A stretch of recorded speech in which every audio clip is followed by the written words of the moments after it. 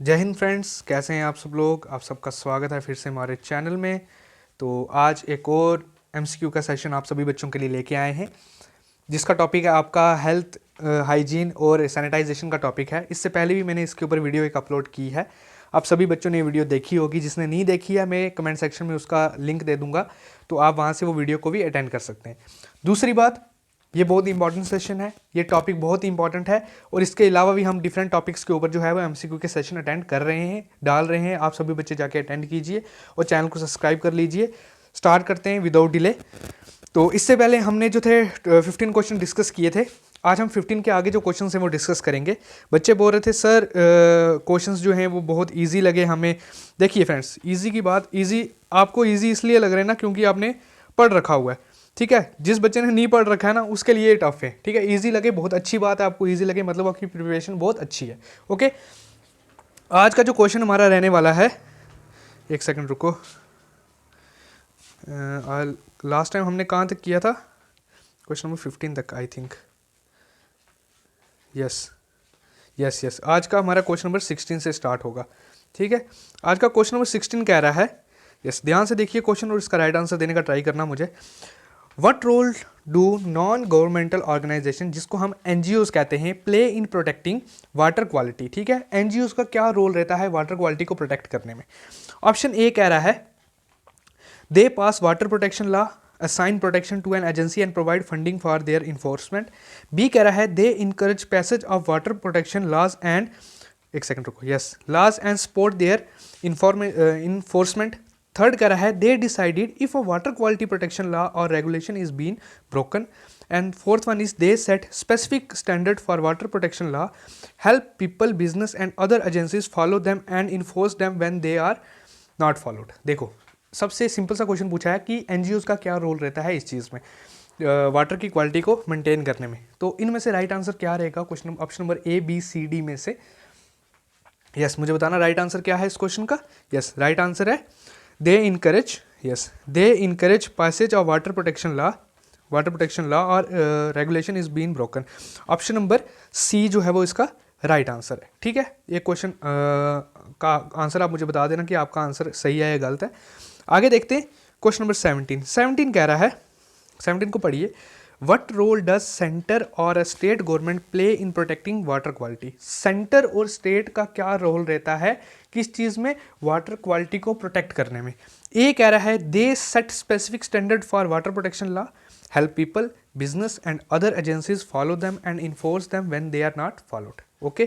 B option कह रहा है they decide if a water quality protection law or regulation is being broken. Third कह रहा है they encourage passage of water protection law and support their enforcement. and D कह रहा है they passes water, yes they passes water protection law. देखो options बिल्कुल same है, पहले हमने पूछा था एनजीओज के लिए, अब हम पूछ रहे हैं कि स्टेट गवर्नमेंट और सेंट्रल गवर्नमेंट का क्या रोल रहता है वाटर क्वालिटी के लॉज को इम्प्लीमेंट करने में, या उनमें क्या उनका जो योगदान रहता है। तो इसका राइट आंसर क्या है? Option number A B C D में से राइट आंसर क्या रहेगा क्वेश्चन नंबर 17 का, मुझे बताइएगा। यस, क्वेश्चन नंबर 17 का राइट आंसर है yes they passes water protection law assign protect to an agency, they passes water protection law. देखो option number D right answer, ठीक है। देखो अब देखो इस क्वेश्चन में कंफ्यूजन हो सकती है कि देखो क्वेश्चन एक ही था लेकिन ऑप्शंस भी सेम रखे हुए थे हमने। क्या था? पहले पूछा था एनजीओज का, अब सेंटर और स्टेट का पूछा। एनजीओज में इसका आंसर जो था वो अलग था, लेकिन स्टेट और सेंटर में इसका आंसर अलग था, लेकिन क्वेश्चन बिल्कुल सेम तरीके से था। ठीक है, इसमें कन्फ्यूजन हो सकती है ना आपको। आगे चलते हैं।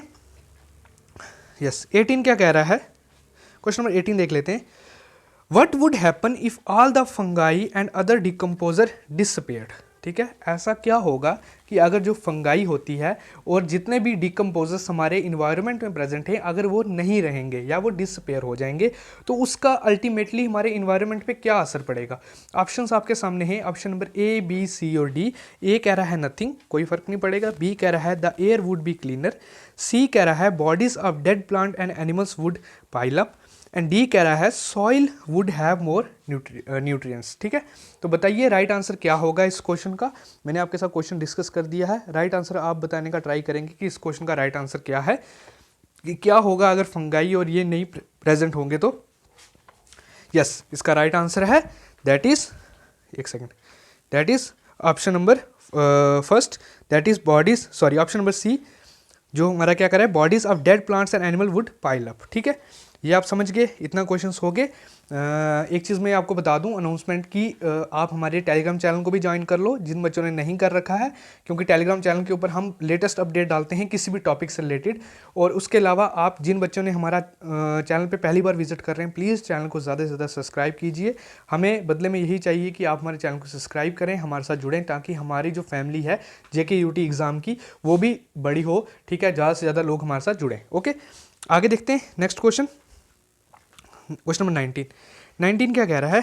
19 कह रहा है how many peoples in the world do not have access to toilet. देखो, अब इस क्वेश्चन में इस क्वेश्चन को मैं आपको चलो आंसर तो बता देता हूँ, लेकिन मैं आप सभी बच्चों को एक चीज़ और भी बोलूँगा, क्योंकि ये जो डाटा है ये चेंज होता रहता है। ठीक है, अब जब मैंने PDF बनाई है उस वक्त ये डाटा जो था मैंने वो लिखा है, लेकिन अभी क्या पता डाटा चेंज हो गया हो, तो आप वो चीज़ भी देख लेना। फिलहाल हम क्वेश्चन के हिसाब से इसका आंसर दे देते हैं। About 10 million, about 1 million, about 100 million and about 1 billion. तो कितने लोग हैं जिनको अभी तक जो है वो टॉयलेट का एक्सेस नहीं मिल पाया है अभी तक, स्टिल 2023 की बात कर रहा हूँ मैं। तो फिर से मैं आपको बोल रहा हूँ कि आप इसका आंसर जो है वो गूगल पे भी एक बार चेक कर लेना कि लेटेस्ट डाटा क्या कहता है। इसका जो मेरे हिसाब से आंसर है वो है अबाउट 1 मिलियन। ठीक है, ऑप्शन नंबर डी। आगे चलते हैं, नेक्स्ट क्वेश्चन कह रहा है what is waste water. Waste water क्या होता है? ठीक है, पूछा गया है कि वेस्ट वाटर क्या होता है। ए कह रहा है water after it has been used in the toilet, tub और सिंक। बी कह रहा है पू वाटर। सी कह रहा है both of the above and D कह रहा है नन।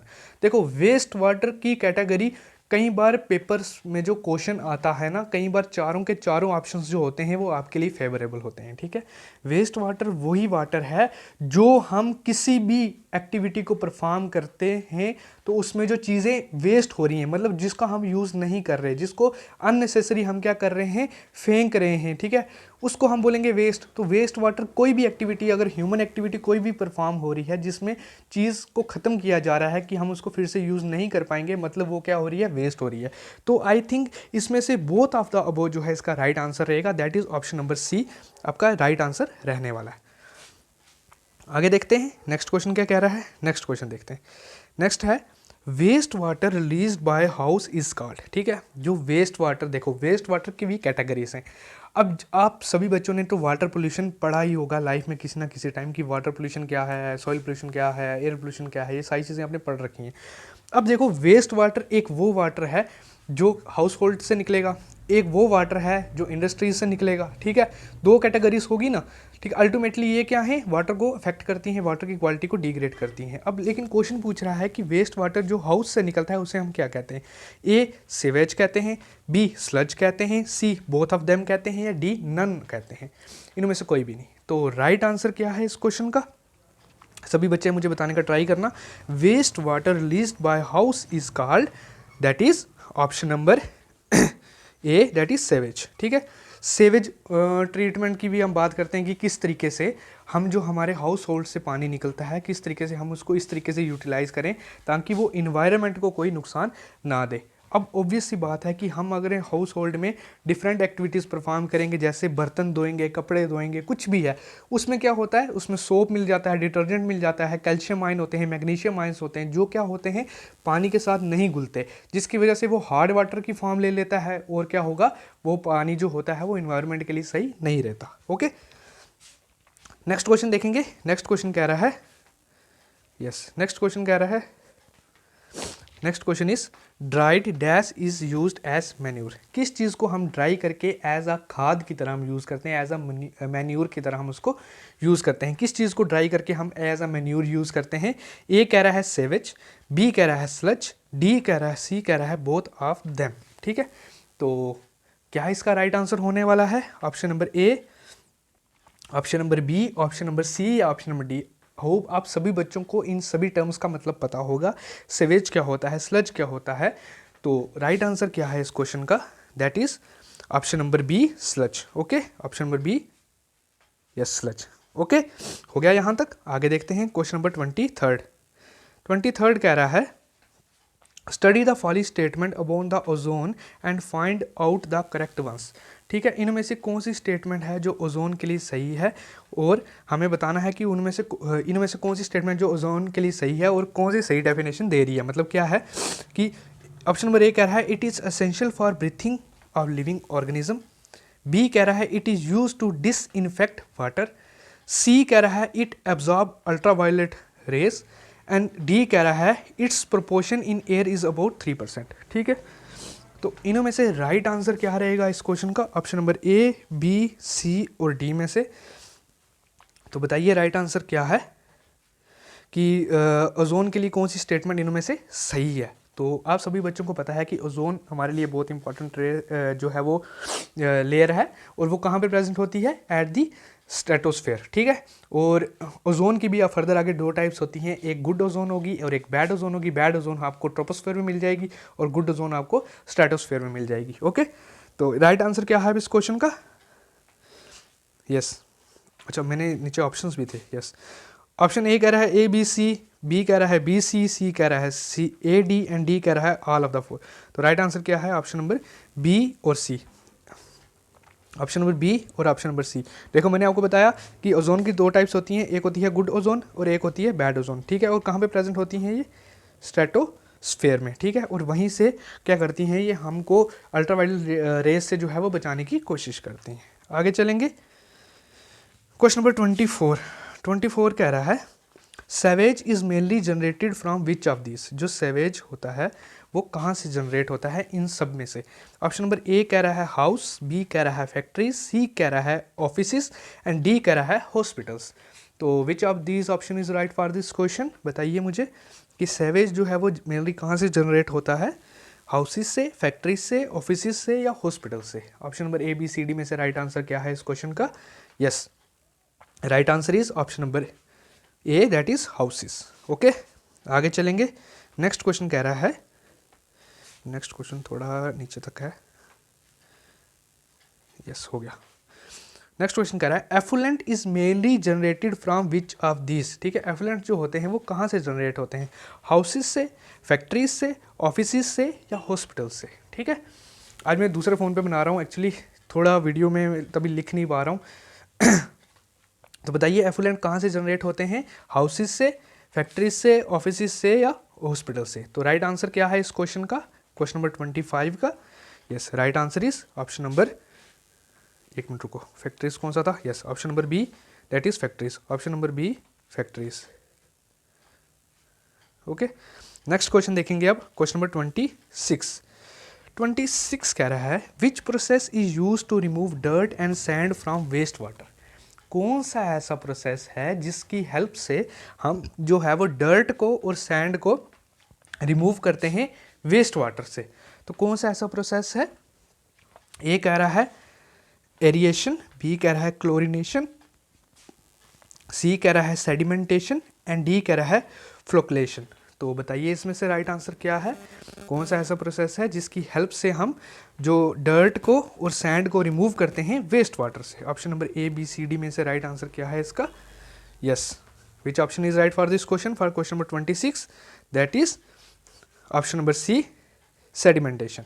ओके, आगे चलेंगे हम। यस, यहाँ तक मुझे लगता है सभी बच्चों के अच्छा स्कोर होगा, सभी बच्चों के मार्क्स अच्छे आए होंगे। उसके बाद क्वेश्चन नंबर 27 कह रहा है aeration of water during waste water treatment removes which of this.